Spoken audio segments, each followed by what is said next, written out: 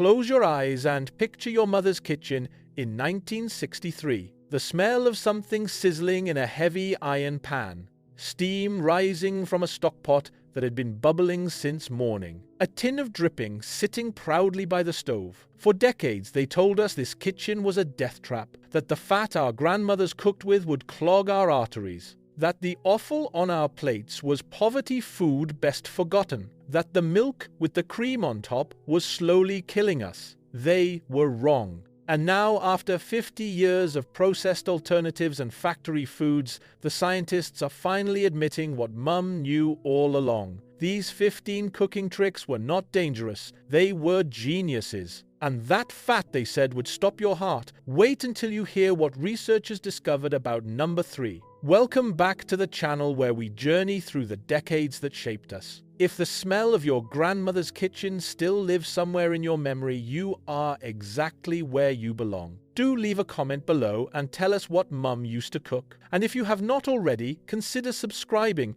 because we have so many more trips down memory lane ahead. Number 15. Cooking with lard. Every kitchen in Britain had a block of lard in the pantry. Grandmother used it for everything from pastry to frying chips, pie crusts shattered at the touch of a fork. Roast potatoes achieved a perfect golden crunch. Then the health campaigns of the 1970s labeled lard a killer. Saturated fat became public enemy number 1. But here is what scientists discovered since. Lard is 50% monounsaturated fat, the same healthy fats found in olive oil. Natural lard contains 0 trans fats, unlike the vegetable shortenings that replaced it. A 2011 meta-analysis examined 21 studies and found no significant evidence that saturated fat causes heart disease. Those perfect roast potatoes were genuinely superior. Speaking of cooking fats, the next one takes us somewhere even more controversial.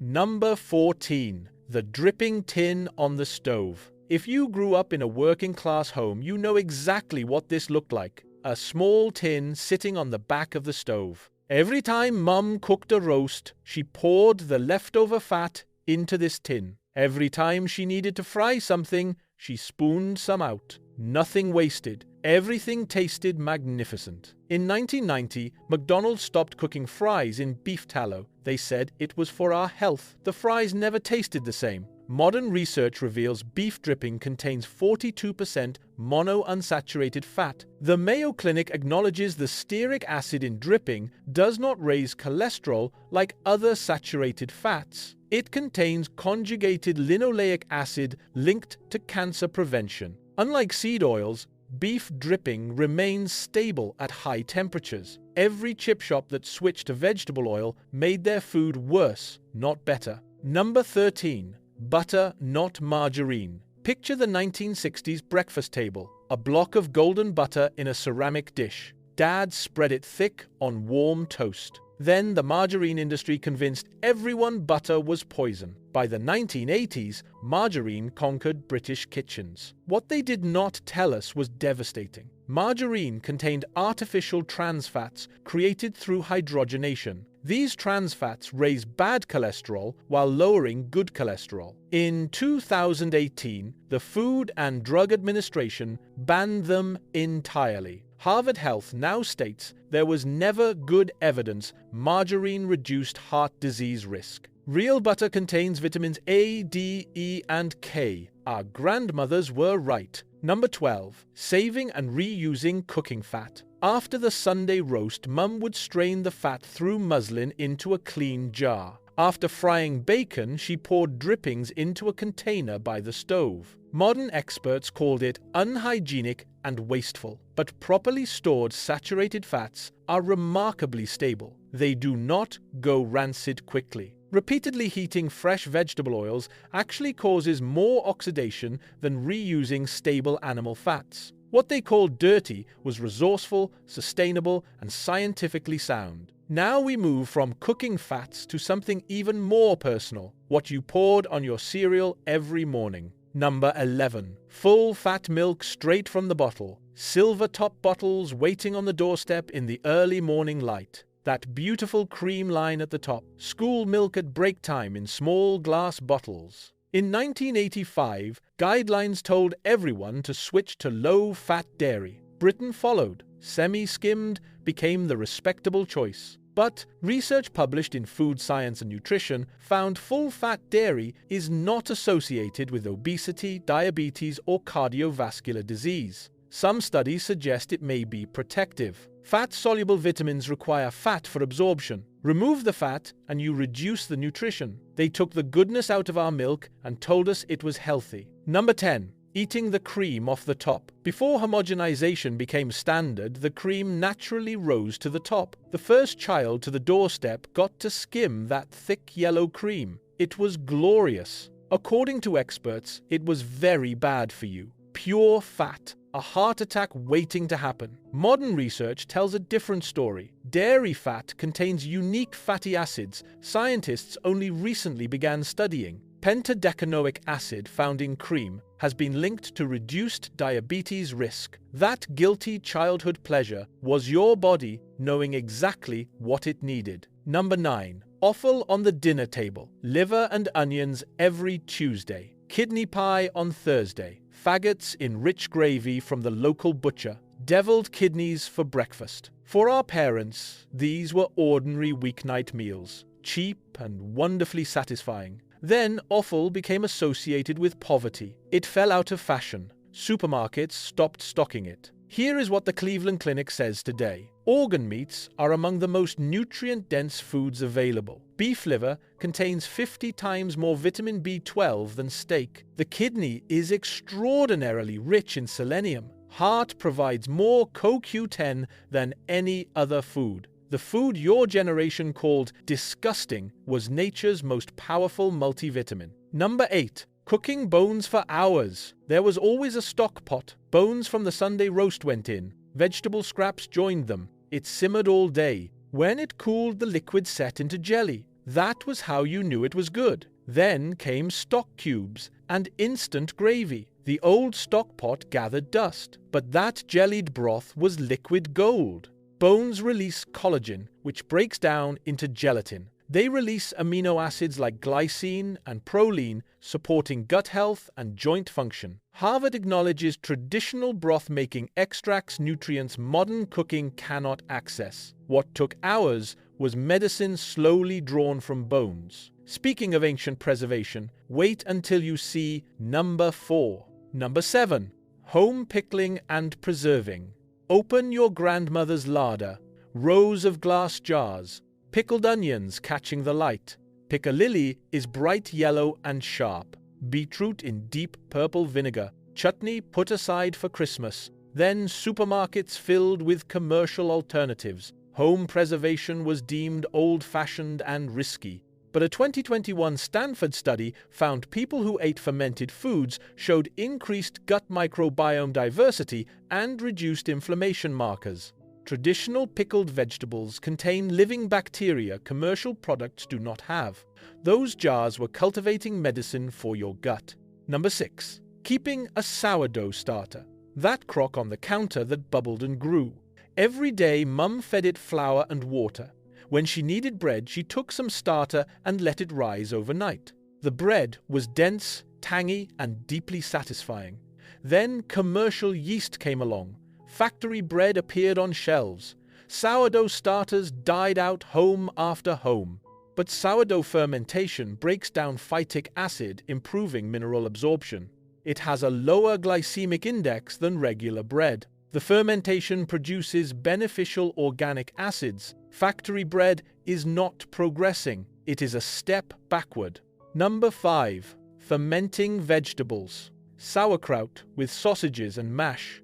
Pickled red cabbage alongside cold cuts. The cabbage sat in salt for weeks, transforming into something tangy and complex.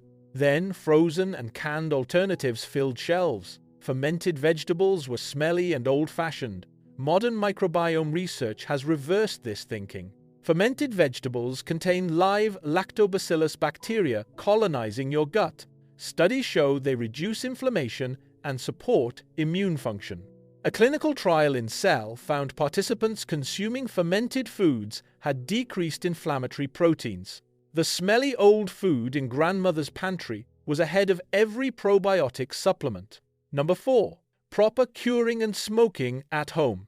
Before refrigeration, families cured and smoked their own meat. Bacon hung in the chimney breast, fish transformed into backyard smokehouses. The process took days. Results lasted months. Then, industrial processing took over. Regulations made home curing seem dangerous. Nitrate fears spread.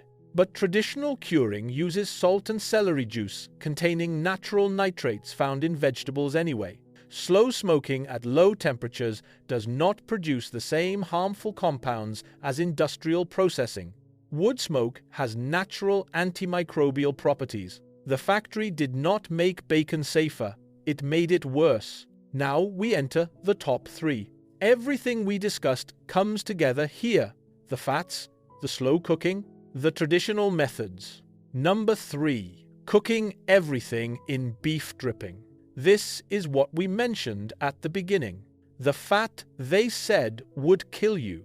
Fish and chips in the 1960s came wrapped in newspaper, fried in beef dripping. Roast potatoes swam in dripping. Yorkshire puddings rose in smoking hot dripping. Then organizations campaigned against it. Restaurants switched to vegetable oils. The distinctive taste of British cooking faded. Here is what the Mayo Clinic acknowledges. Stearic acid in beef dripping does not raise cholesterol like other saturated fats. Beef dripping has a smoke point of 480 degrees remaining stable at high temperatures. Vegetable oils oxidize and form harmful compounds when heated. Beef dripping does not. When McDonald's switched from tallow to vegetable oil in 1990, they made fries less stable and less nutritious. Fish and chips have not tasted the same since. It was not nostalgia, it was chemistry. Number 2. The slow Sunday simmer. The joint went into the oven early this morning. Vegetables went into the pot. Everything cooked slowly for hours. By midday, the house smelled of Sunday dinner. Meat fell apart at the touch of a fork. Gravy had depth instant versions never matched. Ready meals filled freezers. Fast food became normal. Slow cooking was inefficient. But USDA research shows slow cooking preserves 70% of vitamin C, compared to 40% when boiling rapidly. Low temperatures prevent formation of advanced glycation end products linked to inflammation, diabetes, and Alzheimer's. Collagen only breaks down properly at sustained, gentle heat. Sunday dinner was not just tradition. It was the healthiest meal of the week. Number 1. Eating everything nose to tail. Nothing wasted in a 1960s kitchen. The Sunday roast provided meat for dinner, then cold cuts. Monday, then bones for stockpot. Trotters became brawn. Tongue was pressed and sliced. Oxtail made the richest stew. Marrow bones were roasted and spread on toast. Every part found its way onto a plate. This was not poverty. This was completeness. Then supermarkets arrived. Plastic-wrapped chicken breasts became normal. Premium cuts were all anyone wanted. We learned to be squeamish. But complete nutrition only comes from eating the whole animal. Muscle meat alone is nutritionally incomplete. You need glycine from skin and cartilage, CoQ10 from the heart, retinol from the liver, collagen from connective tissue. Each organ provides unique nutrients found nowhere else. The generation that could not afford waste was eating the most nutritionally complete diet in human history. 15 cooking tricks experts condemned and science now celebrates. The dripping tin is making a comeback. Sourdough starters bubble on counters again. Young people discover offal wondering why they were taught to fear it. The scientists spent 50 years catching up to your grandmother. She is still waiting in that warm kitchen, the stockpot simmering.